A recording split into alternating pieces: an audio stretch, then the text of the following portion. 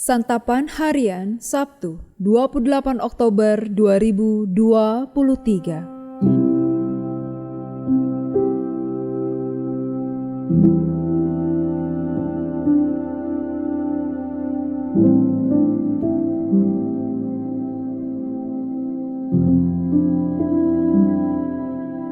Inilah program Santapan Harian, sebuah program yang mengajak Anda menelusuri isi Alkitab, agar Anda menemukan makna firman Tuhan sesuai dengan konteksnya.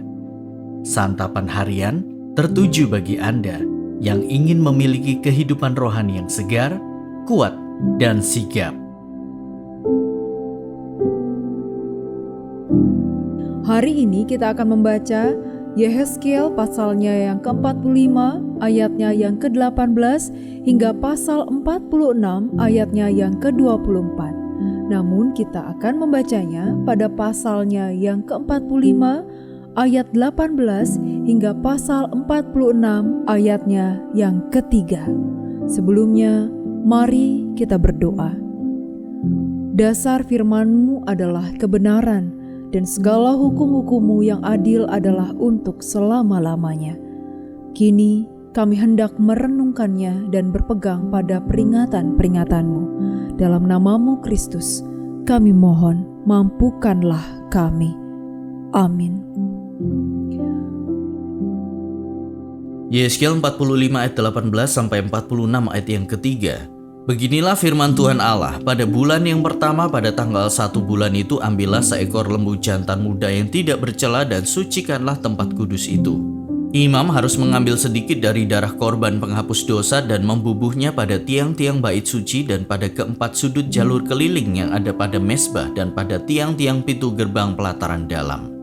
Demikianlah engkau harus perbuat pada hari pertama bulan yang ke-7 demi orang-orang yang berbuat dosa dengan tidak sengaja dan tanpa diketahui. Dengan demikian engkau mengadakan pendamaian bagi bait suci. Pada bulan pertama pada tanggal 14 bulan itu haruslah kamu merayakan hari raya Paskah, dan selama 7 hari kamu harus makan roti yang tidak beragi. Pada hari itu raja harus mengolah lembu jantan sebagai korban penghapus dosa karena dirinya dan karena seluruh penduduk negeri.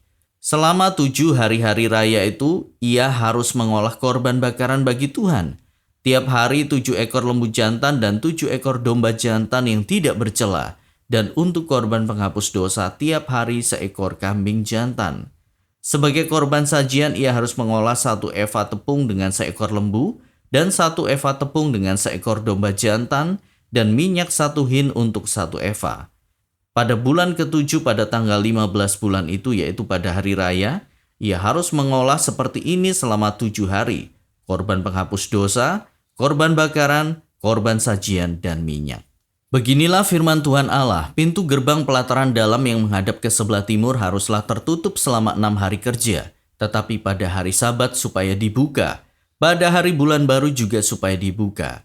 Raja itu akan masuk dari luar melalui balai gerbang dan akan berdiri dekat tiang pintu gerbang itu. Sementara itu imam-imam akan mengolah korban bakaran dan korban keselamatan raja itu dan ia akan sujud menyembah di ambang pintu gerbang itu lalu keluar lagi. Dan pintu gerbang itu tidak boleh ditutup sampai petang hari. Penduduk negeri juga harus turut sujud menyembah di hadapan Tuhan di pintu gerbang itu pada hari Sabat dan hari bulan baru.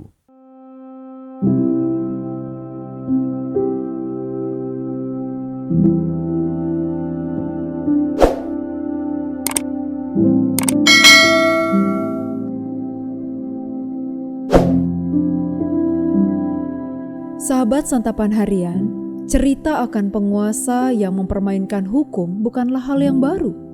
Ketika berkuasa, seseorang seolah kebal hukum. Bahkan hukum dapat dijadikannya alat untuk semakin mengkokohkan kekuasaannya. Dia seolah berada di atas hukum, tak tersentuh oleh hukum. Maka tak heran orang berlomba-lomba untuk bisa menjadi orang yang berkuasa.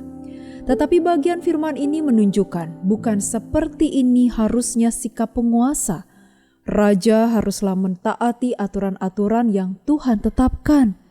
Ia pun harus memberikan teladan dengan mempersembahkan kurban bakaran yang bahkan lebih banyak dari umat yang dipimpinnya. Secara gestur, Di dalam peribadatan, sang raja pun harus sujud menyembah Allah bersama dengan umat Israel.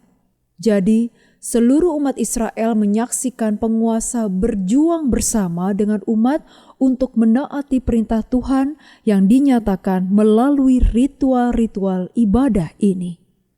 Hal yang lebih menarik adalah, sekalipun raja lebih kaya dan makmur dibandingkan umat yang lain, Allah tetap melindungi kepemilikannya dan keturunannya. Jika raja murah hati mengasihi hambanya dengan memberi milik pusakanya, maka tahun Yobel pusaka itu harus dikembalikan. Di sini Tuhan juga melihat akan adanya kemungkinan ketidakadilan rakyat terhadap seorang penguasa.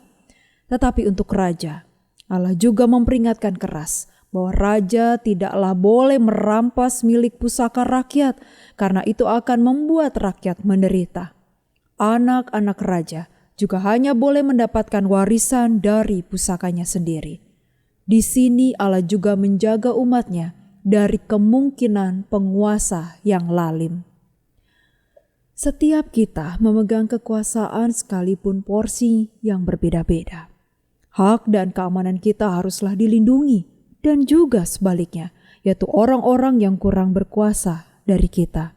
Semakin berkuasa, semakin Tuhan minta ketaatan lebih besar.